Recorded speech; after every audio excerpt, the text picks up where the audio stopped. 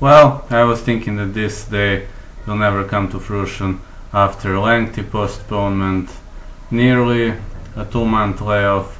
UFC finally gets back in action, and now we will talk about UFC main card predictions. In the first fight, Greg the Prince of War Hardy squares off against Jorgen De Castro. Greg Prince of War Hardy came into the UFC as an undefeated prospect, then scored a disqualification loss against Alan Crowder, 2 TKO defeats over Dmitry Smolyakov, Juan Adams, no contest against Ben Sosoli, decision loss to Alexander Volkov. The other side, Jorgen De Castro is riding a perfect score of 6-0 with victories over Justin Tafa, Elton Mix, Carlton Lytle, Russ Hilton, David White and James Dizard. He didn't finish Carlton Lytle, all of other opponents were finished, but they didn't have the greatest score, but the fact that kinda intrigues me is the thing that he turned the lights out on Justin Tafa, the guy who defeated Juan Adams. So I believe it's gonna be an entertaining fight to watch, Greg Hardy is a strong dude and so on, but if he starts patiently, I don't know. Maybe if he survives round 1, I believe he has good chances against Jorgen De Castro. If the fight goes to the stoppage, it will definitely be Jorgen De Castro, in the first round. But it depends on Hardy's tactical war, Hardy's tactics. That's what all depends on. Now, Calvin Kattar against Jeremy Stephens. Calvin Kattar is a powerful fighter, really powerful fighter, really great name. In UFC, he has a score of 2 losses and 4 wins with victories over Ricardo Llamas, Chris Fishgold, Shane Burgos and Andre Fili.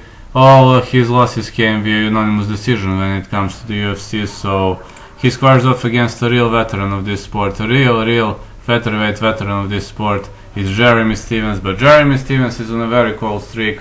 He was fighting very big names, so you can't blame him.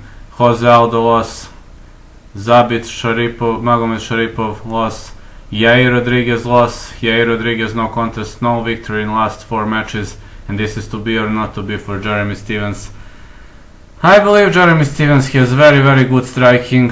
He showed that he has very good striking, and comparing to Calvin Kattar, it's gonna be a really good fight. I can say it's gonna be a good one. If the fight goes to the later rounds, I give advantage to Kattar. In the early stage, Jeremy Stephens might finish this, but if you ask me about my pick, this is to be or not to be for Jeremy Stephens, so I believe he simply has to win, otherwise he might get released from the UFC. Now, Francis Ngannou versus Jairzinho Rozenstruik, the former heavyweight title contender Francis Ngannou bounced back after 2 losses to Stipe Miocic and Derek Lewis with 3 very fast stoppages. Again, in the first round against Curtis Blades, Cain Velasquez Jr. dos Santos.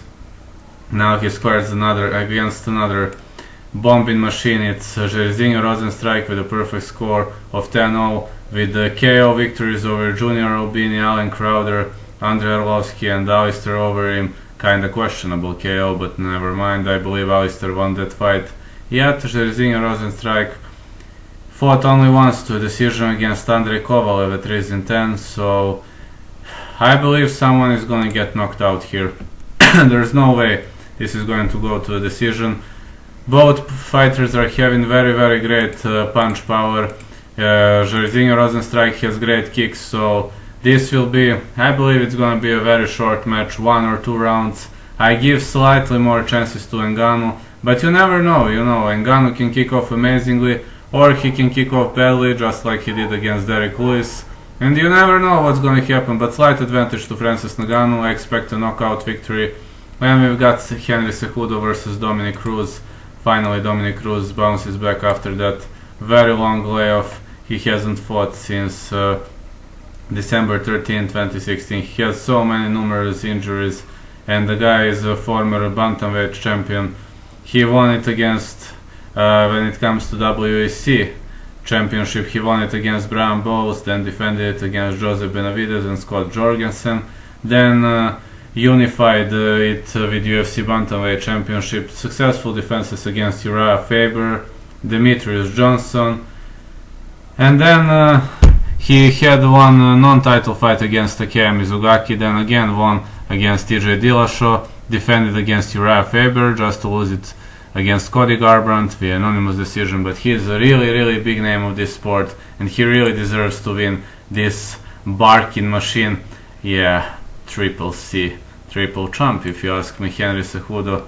He has the Olympic medal. He won UFC flyweight championship, defended it against TJ Dillashaw via TKO punches, and then won a vacant UFC bantamweight championship with the performance of the night against Marlon Moraes. But I believe Dominick Cruz is super ready. He is here to finish the job started a decade ago, and he is here to continue his reign. So I think Cejudo is talking too much and that he has lost his focus.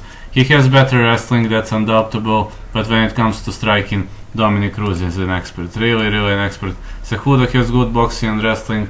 On the other side, I got to say that this lovely fighter Dominick Cruz is a great all-rounder, but he has better striking, and he is also BJJ brown belt under coach Lloyd Irvin, so Cejudo can forget about submitting him or so. So I believe Dominick Cruz is gonna win here. It's gonna be a very narrow win for Dominick Cruz, but I believe Dominick Cruz via decision or maybe via stoppage, you never know. And then Tony Ferguson versus Justin Gaethje. Tony Ferguson is the former UFC interim lightweight champion and TUF 13 welterweight tournament winner, pure combat welterweight champion. So it's gonna be a very much fun fight to watch. Tony Ferguson is riding on a fantastic streak. He lost the last time against Michael Johnson at UFC on Fox Diaz vs Miller around 8 years ago. Then Mike Rio, Katsunori Kikono, Danny Castillo, Abel Trujillo, Gleison Tibau, Josh Thompson, Edson Barboza, Lando Vannata, Rafael Dos Anjos, Kevin Lee, Anthony Pettis and Donald Cerrone were two easy opponents for him. Justin Gaethje, the former WSOF champion, very much powerful striker, great wrestler. Actually in the UFC he has an interesting score of 4 wins, 2 losses. Losses to Eddie Alvarez, Dustin Poirier via stoppage, but James Vick, Edson Barboza and Donald Cerrone TKO stoppages. He's finishing everybody in the first round, but against Tony Ferguson it simply ain't gonna happen. It ain't gonna happen against Tony Ferguson because Tony Ferguson is a very much powerful fighter, very much great opponent, very much original in his training regime and in his thoughts about fighting and so on. So what I can say, I believe Tony Ferguson is gonna win this fight via decision or via stoppage. Justin Gaethje could stop him maybe in round 1, eventually round 2, but as the fight progresses, Tony Ferguson is going to get better and better. So I vouch here for Tony Ferguson. I'm an avid fan of his.